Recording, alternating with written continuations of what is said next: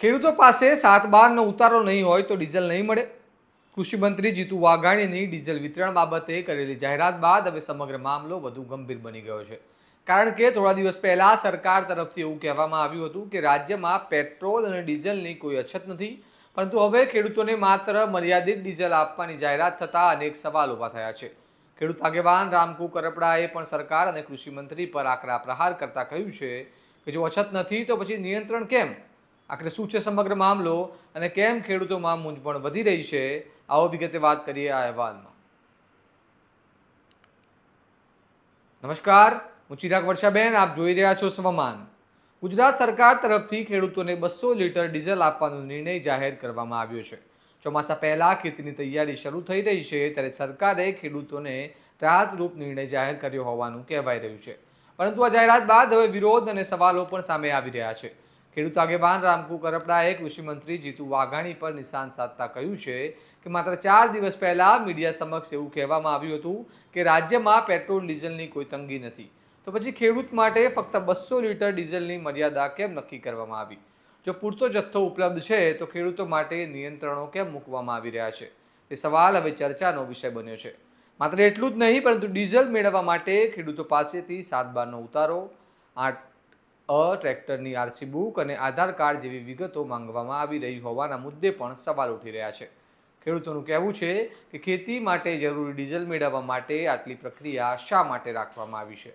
સાથે જ ઘણા વિસ્તારોમાં હજુ સુધી પેટ્રોલ પંપ ધારકોને કોઈ સ્પષ્ટ લેખિત સૂચના પહોંચી નથી તેવા દાવા પણ થઈ રહ્યા છે. જેના કારણે ખેડૂતો અને પેટ્રોલ પંપ સંચાલકો બંને મૂંઝવણનો માહોલ જોવા મળી રહ્યો છે. આ મામલે સૌથી મોટો સવાલ એ પણ ઊભો થયો છે કે એક વખત 200 લીટર ડીઝલ મળ્યા બાદ ખેડૂતોને ફરી ક્યારે ડીઝલ મળશે? શું 15 દિવસ બાદ મળશે, 30 દિવસ બાદ મળશે કે પછી જરૂરિયાત મુજબ મળશે? હાલ સુધી આ બાબતે કોઈ સ્પષ્ટતા સામે આવી નથી, જેના કારણે ખેડૂતોમાં ચિંતા વધી રહી છે. કારણ કે ચોમાસું નજીક છે અને ખેતીની કામો માટે ટ્રેક્ટર અને મશીનરી ચલાવવા ડીઝલ અત્યંત જરૂરી બનવાનું છે. સાંભળો આ મામલે રામકુ કરપડાએ શું કહ્યું. ગુજરાતના કૃષિ મંત્રી શ્રી જીતુભાઈ વાઘાણી દ્વારા એક નિવેદન મીડિયા સમક્ષ આપવામાં આવ્યું છે કે ગુજરાતનો સરાહનીય નિર્ણય કે ખેડૂતોને અમે પેટ્રોલ પંપ ઉપરથી 200 લીટર ડીઝલ આપવામાં આવશે.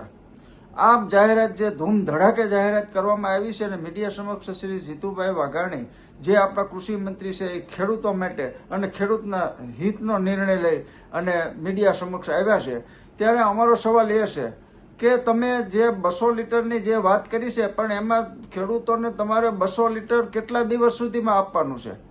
જે 200 અત્યારે પેટ્રોલ પંપ ઉપર કોઈ પેટ્રોલ પંપ ઉપર 200 લીટર ડીઝલ આપતા ખેડૂતોને નથી, તો આ ખેડૂતોને તમે 200 લીટર જો ડીઝલ આપો તો કેટલા દિવસ સુધી પછી ખેડૂતોને ફરી વખત 200 લીટર ડીઝલ મળે? કે 10 દિવસ, 15 દિવસ, 20 દિવસ કે 30 દિવસ?